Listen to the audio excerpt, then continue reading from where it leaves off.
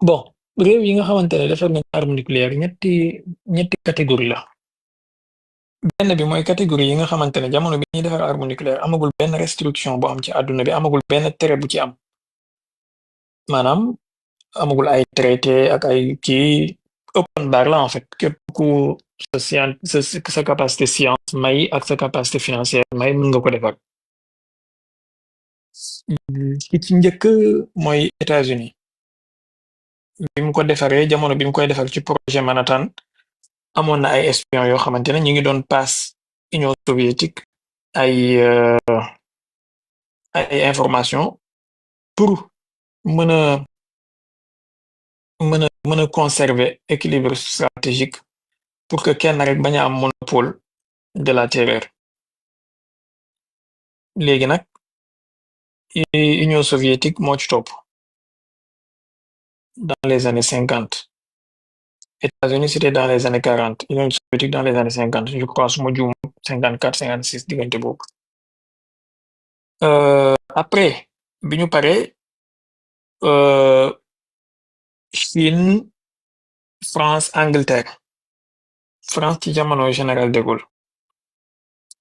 Léegi nag bi ñu ñëwee ba dans les années 70 ci lañ ne nañ def benn traité de non prolifération des armes nucléaires ak yooyu noonu.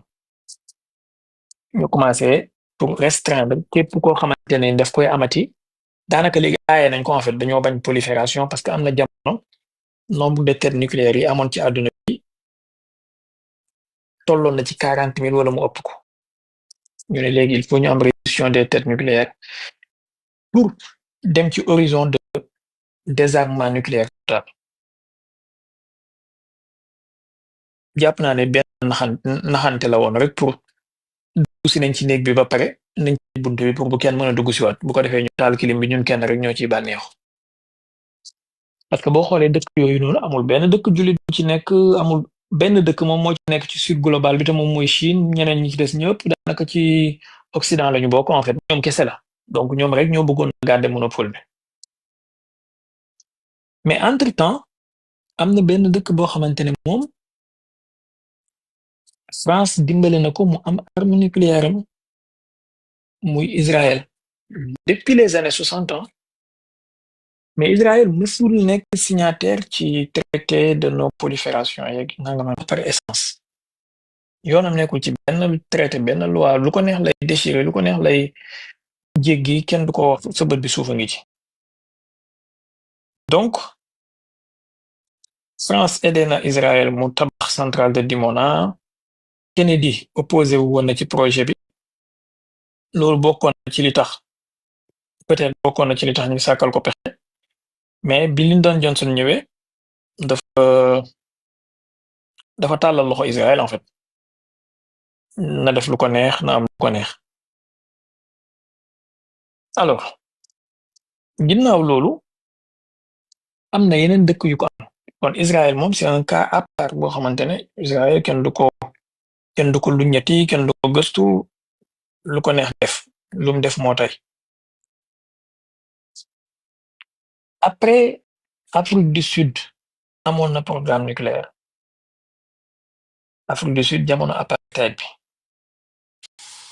amoon nañu ay tête nucléaire d'ailleurs essai nucléaire bi Israël def mu ngi ko def ci large océan Indien bi ci côté Afrique du Sud am nañu wax ne Afrique du Sud bokk na ci ñi jàppale Israël ci détonation yeeg yooyu noonu. yeneen dëkk yi ko amaat mooy Inde ak Pakistan dans les années 90 projet bi mu ngi commencé woon depuis les années 70 précisément entre 74 et 76 diggante boobu mais mu ngi aboutir ci dans les années 90 plus précisément ay 97 wala 98 su ma juuma. Inde ak Pakistan cas bu spécifique la parce que Pakistan jamono jooju dafa nekkoon allié wu États-Unis dañu amoon intérêt ci région boobu noonu parce que boobu ñu ngi xeex ak Union soviétique mais bien avant dans les années 60 ba jàpp dans les années 80 ñu ngi xeex ak Union soviétique. l'Union soviétique attaqué na Afghanistan américains yi ñu ngi jàppale les résistants afghan wala ay terroriste islamiste. D'ailleurs foofu la Ben Laden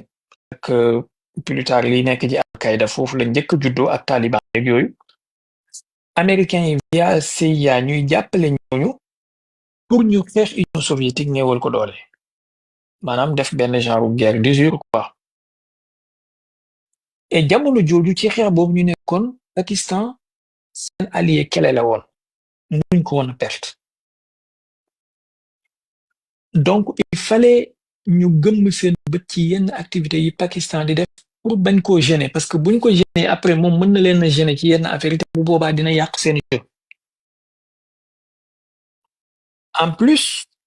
jamono jooju Pakistan wanewul woon benn hostilité envers Israël comme ni Iran di wane hostilité envers Israël ak yu mel noonu. Pakistan était plutôt dans son coin. Juste problème bi mu amoon mooy il aidait les. Donc par conséquent projet bi Abdul Qadir Khan indi woon pour defar arme nucléaire parce que Inde am nañu bombe nucléaire te bëggul Inde am monopole nucléaire. Tenant compte seen histoire ñoom ñaar il fallait moom tamit mu am arme nucléaire pour rétablir équilibre boobu.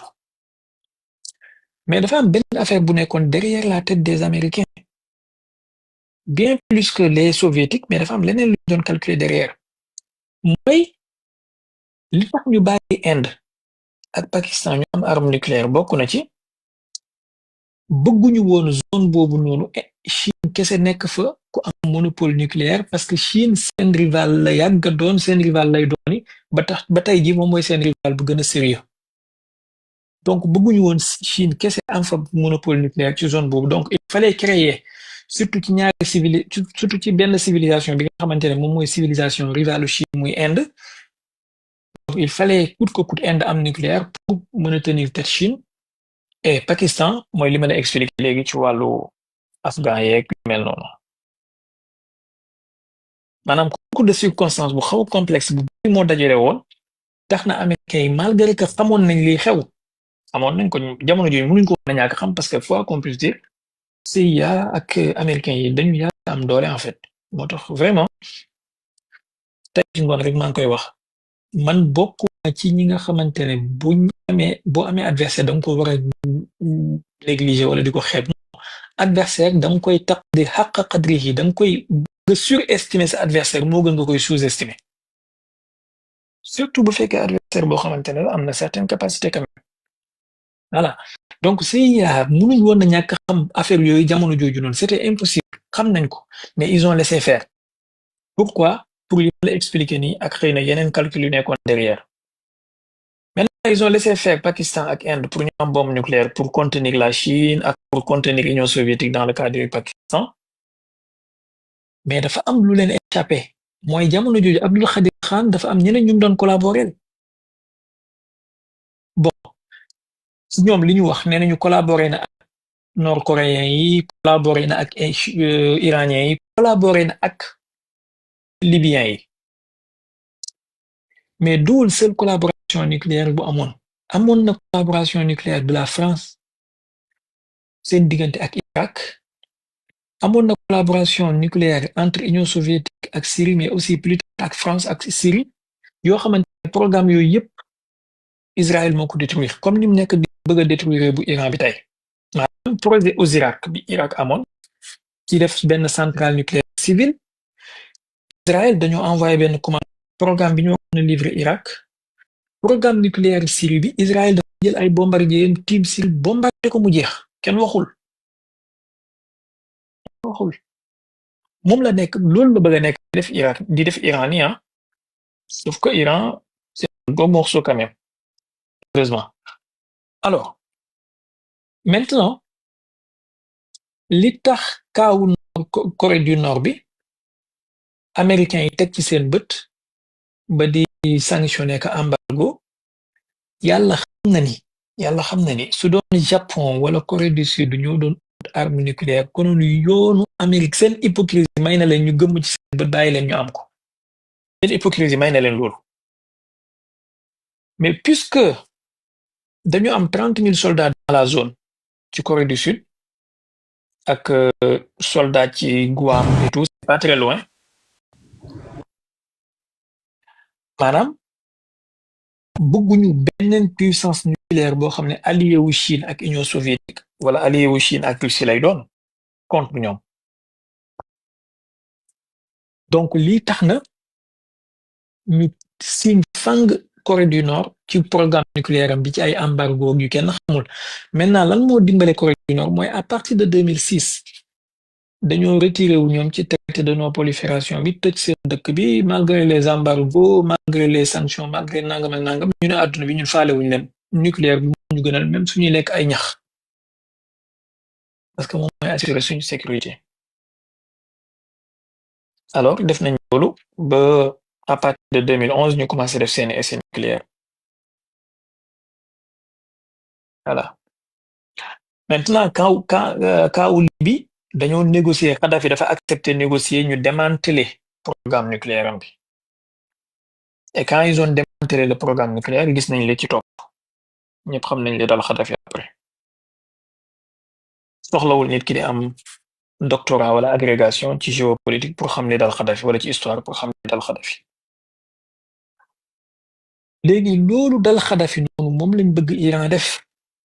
maanaam Iran dañu bëgg mu nangu démanteler programme nucléaire am bi dañu bëgg Iran négocier ñu interdire ko capacité d'enrichir l'uranium sur son sol maanaam Trump bi muy def proposition boobu moom il savait pertinemment que les Iraniens n'allaient jamais accepter cela duñ ko mës à la refuser pour mu am prétexte wax ne Israël day bombarder Iran pour Israël mën a bombarder Iran c'est pourquoi j'ai dit que Trump était de mauvaise foi ci négociation yi mu doon def il a toujours été de mauvaise foi négociation yi c'était juste benn porte pour endormir les Iraniens leur faire baisser la garde leur faire des propositions yoo xam ne ils ne pourront que les refuser pour après Israël am prétexte pour bombarder c'est ce qui s'est passé donc ñoom li ñuy prétexte mooy Israël Iran menace la pour moom donc Iran su amee arme dafay menacer Israël loolu moo tax bëgguñu Iran am arme en plus beneen affaire bi ñuy prétexte mooy ils sont contre la prolifération mais sérieusement c'est pas vrai ils sont contre la prolifération dans les discours mais quand ça les arrange mën nañu dimbale état bu mel ni état bu voyu bu mel ni Israël mu am arme nucléaire te tiga du toj donc ils sont pas contre la prolifération ay wax la rek ils sont pas contre la prolifération parce que quand ça les arrange même dans les années 90 ils peuvent fermer les yeux Inde am nucléaire Pakistan am nucléaire ñoom ñoo gëmm seeni bët laqad raddu tarfa anhuma moo tax ñu am ko suñ defoon Inde ak Pakistan li ñu def Israël li ñu def Iran konoon Inde ak Pakistan duñu am nucléaire mais ils l'ont jamais fait ndax mës ngeen a dégg benn sanction contre Inde programme nucléaire bi ça n'a jamais existé Iran depuis 1979 ñu ngi koy sanctionné foofu laay ñëwee ci waxu sëñ Issa bi wàcc léegi bi mu wax naan Iran na négocier mooy jàmmam Iran na manœuvre Iran na nangam bon sëñ Issa wax dëgg yàlla c'est quelqu'un que j'apprécie beaucoup et j'aime bien ses interventions apparemment bon j'ai l'impression que c'est quelqu'un de très mûr de très réfléchi mais damay wuute ak moom ci angle de vue bi muy gisee conflit bi xëy na dinaa d'accord ak moom ci yeneen sans doute sans répondre kii mais point de vue bii nii moom wax dëgg yàlla man dama jàpp personnellement que ne Iran actuellement ñaari choix la am ñaari choix soit mu dem vers la guerre ba lum ci am jël soit mu baisser la garde négocier et l'Iran va disparaître à jamais te loolu soxlawul nit ki di chercher loin dans l'histoire pour trouver ko j'ai essayé de l'expliquer pendant 3 jours ici Iran depuis Iran musul attaqué benn voisin am les Américains et les Anglais ils ont armé Saddam Hussein mu attaqué Iran dans une guerre de 8 ans Iran génn ci loolu ñu continuer di ko teg ay sanctions sur sanctions bëgg a asphyxier dëkk bi comme pas possible léegi yow ku la nekk di la sanction pendant 40 ans di la embargo pendant 40 ans jusqu'au dernier moment nga tëdd dina la mu ñëw bombarder la kooku lan nga bëggati lan la bëggati finalement qu'est-ce qu'il cherche pourtant bu dee négociation la Iran était dans des dispositions de négocier depuis février bi Donald Trump faloo janvier février ba léegi Iran ñu ngi def ay round de négociation ak Trump pourquoi les bombarder Poutine loolu la wax démb que l'Iran était dans un processus de négociation avec les Occidentaux pourquoi bombarder pourquoi léegi nag dafa am yoo xamante ne wax dëgg yàlla nit ki soo fa tollee c'est une question de vie ou de mort soit tu résistes et tu continues à vivre soit tu ne résistes pas tu vas disparaître comme les autres ont disparu man pour l'instant par ma petite expérience Iran n'a aucun choix que de faire face sinon bu fi nekkee di baisser la garde naan dafay négocier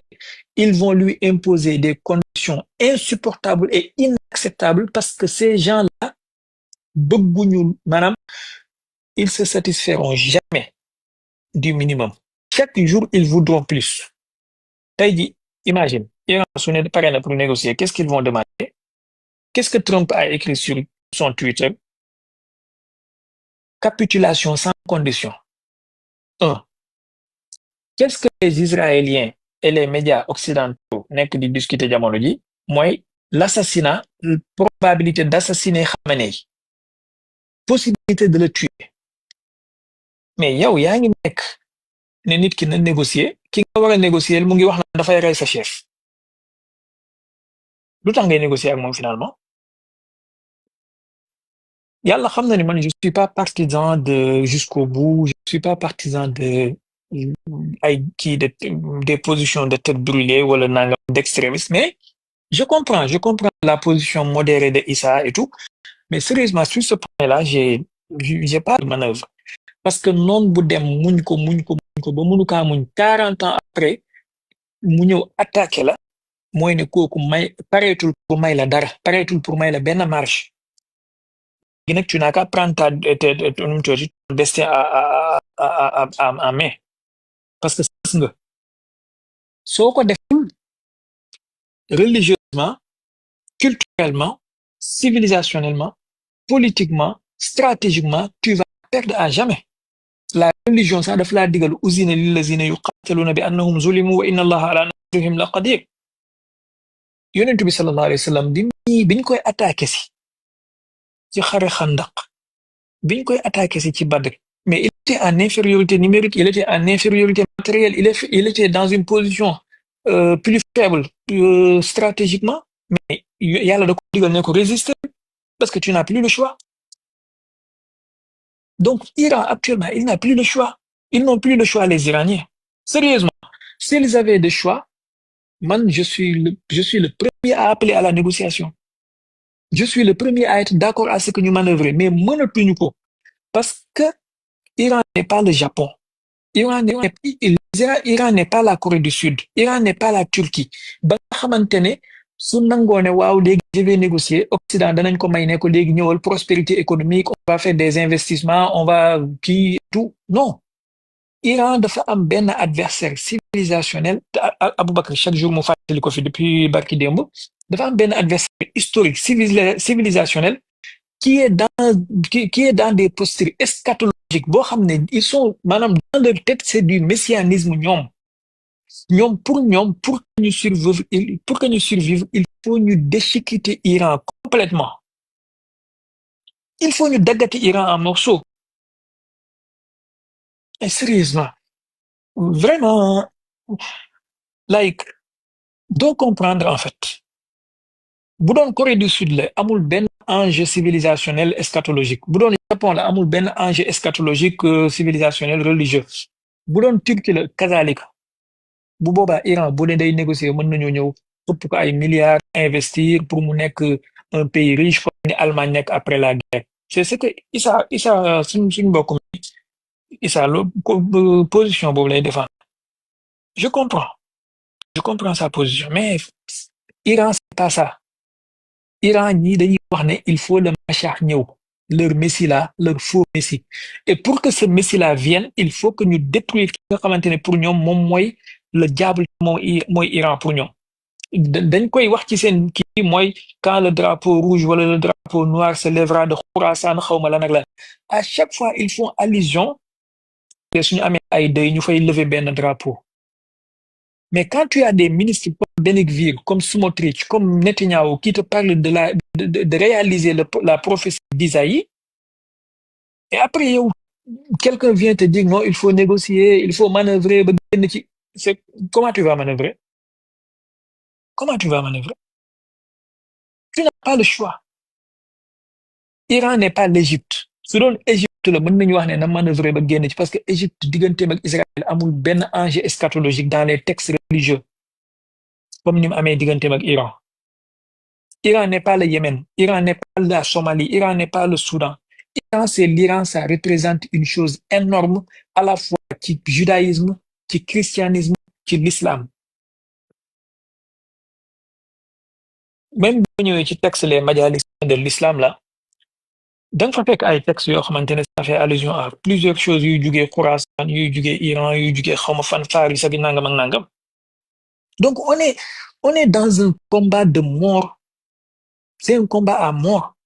Et il faut le mener une bonne fois pour toutes. Soit tu te fais respecter par le coup de tes armes, soit tu disparais à jamais et on va te piétiner. Parce que cet adversaire, il est impitoyable.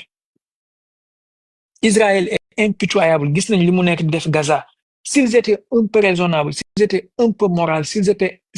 un peu pitoyables, mais soo ñëwee ci bande de Gaza rey fa 10 000 personnes doy na, mais tu continues à tuer matin, midi et soir des gens qui sont sans armes. Suñu leen bàyyee noonu la ñuy def Iran, ils seront impitoyables avec eux. Bachar el-Assad bi mu accepté ne dafay négocier, il va se débarrasser de ses armes chimiques xawma lan ak lan. Est-ce qu'ils se sont limités à ça? Est-ce qu'ils se sont contentés de ça? Mais ils ont allé jusqu'à renverser Bachar el-Assad. Li ma bëgg a wax mooy tu as un adversaire devant toi qui ne se satisfera de rien du tout que de ta mort et de ta disparition purement et simplement. Tant que disparaître du la may jàmm. Boo amul ay avion yu 400 millions yoo koy jox boo amul ay tonnes pétrole boo amul ay contrat de 1000 milliards yoo koy signé du la may jàmm. Hassan Nasrallah da daan wax ne hayhaata min zilla. Hassan Nasrallah jour biñ koy assassiné il avait accepté la proposition de négocier. C'est pourquoi il avait baissé la garde dem ci benn bunker boo xam ne c'était pas si protégé que ça parce que jàppoon na ne ils étaient dans des dispositions de négocier et les négociations vont s'ouvrir. Il a baissé la garde ñu assassiné ko ci même jour bi. Tey Khomeini bu baisser la garde ces gens-là vont le descendre. Et après, on aura des Abou Bakr, bon, peut-être Abou Bakr, il va s'enflammer, mais on aura des Cheikhouna, des Hamid qui vont venir ici, Teglant Sentank. Non, mais Iran, ne négocier, non, Iran, ne manœuvrer, ba génn ci fu muy jaar. Et tu es cerné partout, fooy jaar, da ngay xeex ñi may la jàmm. Wax dëgg yàlla man je respecte beaucoup la position de suñu mbokk mi Issa ak ñi am position mel ni moom, mais souvent c'est un peu Iran suñ ko mayoon fu muy jaar bi mu signé accord nucléaire 2015 nañ ko may jàmm ils ont sacrifié JPCO xawma lan biñ ko signé xam nga Iran ñaata centrifuges la ñu détruire xam nga ñaata centrifuges la ñu limité seen bopp xam nga ñaata stock d'uranium enrichi la ñu génnee biir Iran yóbbu ko Russie parce que ça faisait partie des accords que ne le stock de l'uranium enrichi ne doit pas être stocké sur le territoire iranien, ça doit être placé dans un pays tiers. Et la Russie s'est porté garant pour stocker l'uranium enrichi boobu noonu. Mais ils ont accepté tous ces sacrifices-là. On a ce fou furieux de Trump là qui est venu en 2018 déchirer accord bi revers de la main. The United States of America is withdrawing for the nuclear deal with Iran because Iran is seeking to get nuclear weapons. Et c'est quoi ça? Tu as accepté de négocier avec des gens yoo xamante ne ils ont assassiné ton président en faisant tomber son hélicoptère. Et tu vas continuer de manœuvrer jusqu'à quand? Ngeen baal ma man je veux pas m'emporter comme ça mais sérieusement souvent di dégg yenn yi daf lay ça te met hors de toi en fait. da nga dul xam fan ngay jaar mu ngi mel ni jamono bi Macky Sall sonalee je suis pas voilà j'ai d'énormes différences avec Sonko mais jamono bi ko Macky Sall tàncee ba mbir bi toll fi mu toll nga bëgg Sonko ñëw rek ne ko ayca tëdd naa sa kanam comme ni Khalifa Sall ak Karim Wade defoon. Ah, il faut être un homme ou et décider d'être benn parasite wala benn melentaan ñu dëggaate la mu jeex. Poutine dafa am lu mu wax benn jour c'était en 2020 xaw ma 2019 benn ci ñaari année yooyu. Poutine mooy wax Poutine mooy wax malgré que souvent du ma d'accord ak moom yenn affaire yi mais c'est quelqu'un qui ne parle jamais pour ne rien dire. Poutine mu ne on a un adversaire boo xamante ne bis bu amee maanaam il faisait benn genre parabole mais bis bu amoon doole pour jot ci ours bi l'ours est le symbole de la Russie su amoon doole ci jot ci ours bi du doylu rek yeew ko ci kaajam dem bàyyi ko mais daf koy tëral rendi ko fees ko jaay der bi wala mu def ko moquette bu muy dëggaate ci tremplin wam lu mu bëggoon wax mooy adversaire géopolitique bi ñu am mu mënoon na maanaam déchiqueter Russie comme gâteau daggate ko par pays dépecer ko daf koy def bu mënoon na désarmer Russie nucléairement daf koy def et pourtant ils avaient ce plan-là chaque jour ma nettali ko fi même Kaja Kallas cette folle de l'ancien premier ministre estonien actuellement moom moo nekk au représentant de l'Union européenne pour les affaires étrangères Kaja Kallas là elle l'a dit maa ko dégg ak sama nopp ci benn interview bu mu def mu ne Russia is too big we have to decolonize Russia maanaam la Russie est trop grande dañ ko war a décoloniser c'est-à-dire dañoo war a xaaj Russie ay peuple jël seen indépendance lii mu ngi ko wax en 2024 maa ko dégg ak sama nopp kon tey bu taxutoon nag Russie li mu taxaw temm pour fiir ci indépendance am mu jaral ko xeex ba dee jaral ko ay Poutine o ay militaire am ne leen mettez nos systèmes d'armes nucléaires en alerte maximale su taxutoon nag loolu konoon ces gens-là bañu ñu décomposer Russie en morceaux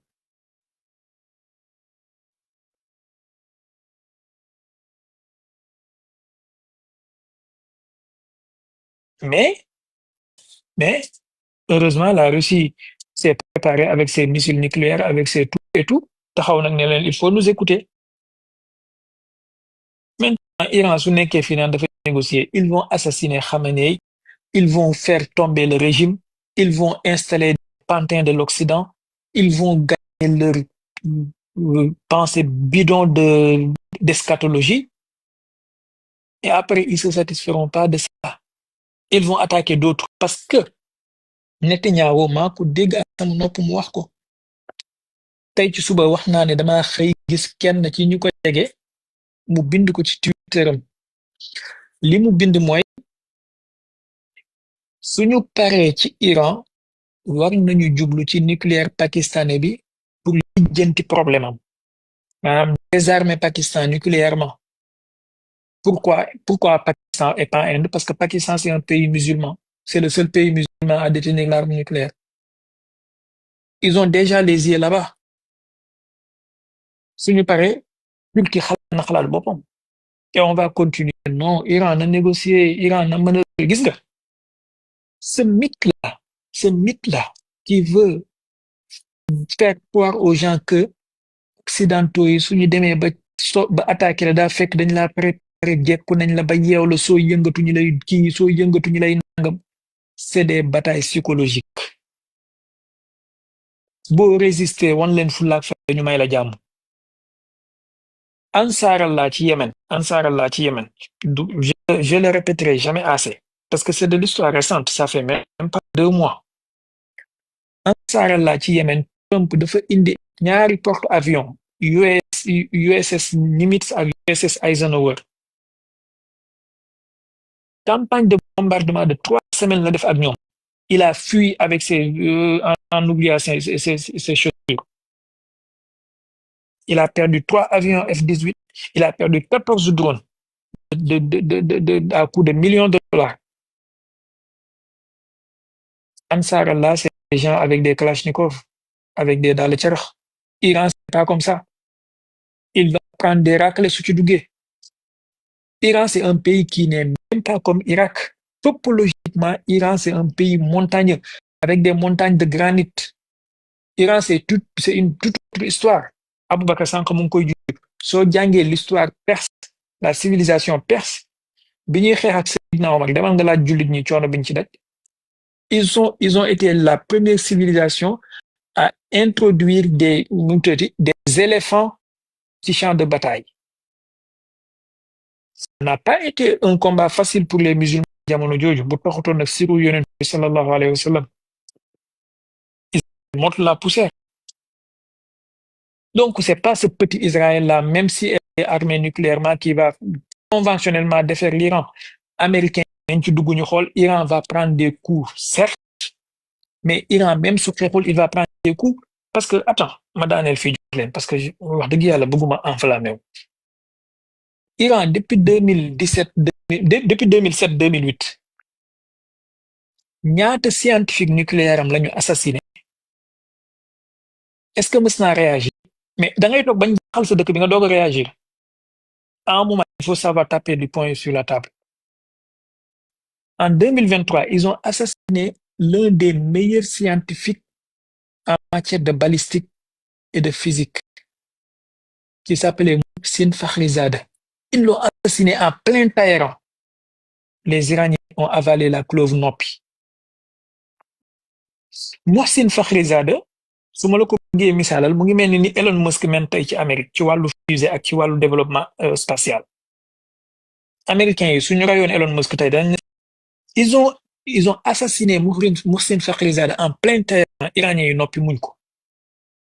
Ils ont assassiné en 2011 Hassan Tahrani Muqaddam, qui est le père des armes balistiques, des missiles balistiques de l'Iran. Iraniens yi muñ ko. Ils ont assassiné plein de scientifiques par des voitures piégées, par des bombes kamikazes, par des balles à la tête. Iraniens yi di ko muñ mais xanaa lu ëpp tuuru. Boo muñee muñ ba ñu xëy suba nag ñëw envoyé ay bombes yi ñëw attaqué sa dëkk bi ñu ne la na nga continuer muñ na nga manœuvrer na nga négocier. Come on now. Jeudi passé actuellement ci waxtu wi général Hadji Zada mu ngi dund. Jeudi ci xaaju guddi lañ ko assassiné. Perdre un général Hadji Zada ci jamono ji ñu toll su nit ñi xamoon li mu représenté pour Iran. Général Hadji Zada, avec tout ce qu'il a fait, ils l'ont assassiné en pleine nuit. Et on veut que tu continues à négocier pour qu'on puisse tuer tous tes généraux, tous tes scientifiques, tous tes professeurs, toutes tes universités, détruire tes écoles, détruire tes hôpitaux, comme liñ def Gaza. À Gaza, il y a plus d'universités. ñang bu ma sotti ndox mu sedd ma rek jàpp ci.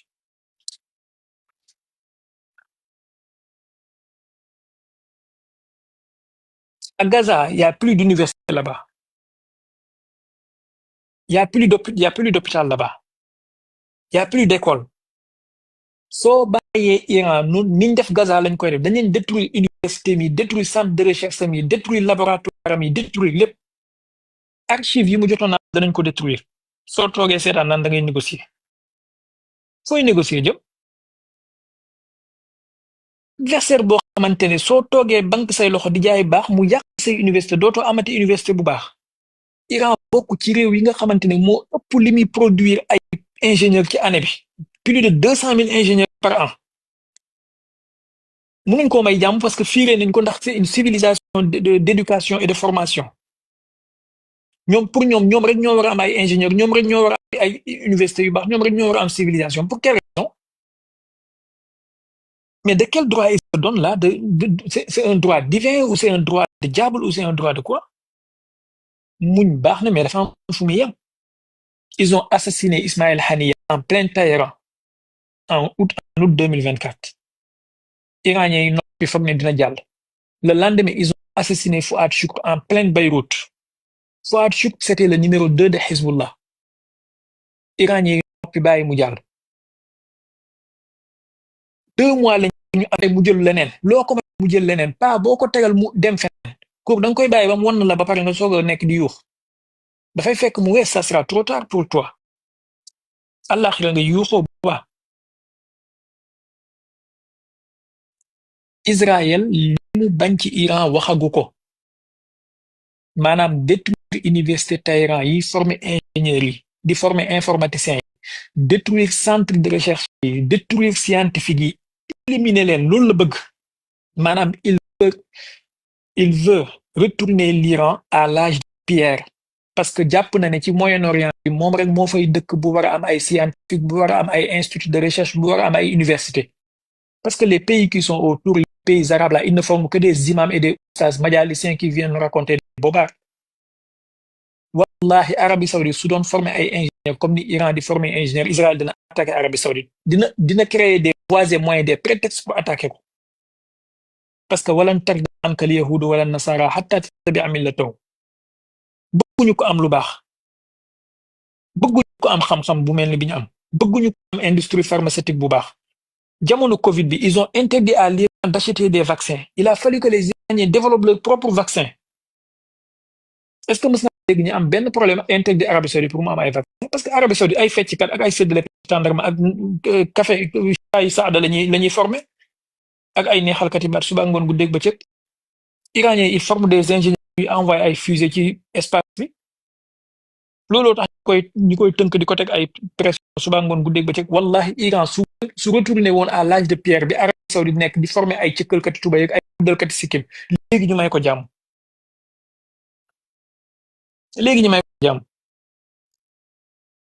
il faut qu'on se dise la vérité l'Iran amatul porte de sortie dañu ko sës ci miir bi il n'a qu'à se battre mu am jël mu jeex maanaam mourir en héros booy dee ci àll la gaynde rey mourir en héros moo gën nga dund comme un lâche comme ni Arabie Saoudite di dundee ak Urdun ak taxaw ci Maison Blanche Trump di ko sermoné mu mel ni xale bu ndaw ci kanamam le prince d'Arabie Saoudite Trump dem foofu di fecc ci kanamam mu di ko signer contrat 600 milliards Iran dañ naan la amuñ benn dërëm bu ñu jox suñu gaz dañ koy jaay soo bëggee nga jënd soo bëggul nga bàyyi ñi ko keneen nahnu abiyuuna nit gis nga ku topp Seydina Ali ibn Abi Talib mënoo yem ak ku topp ku dul moom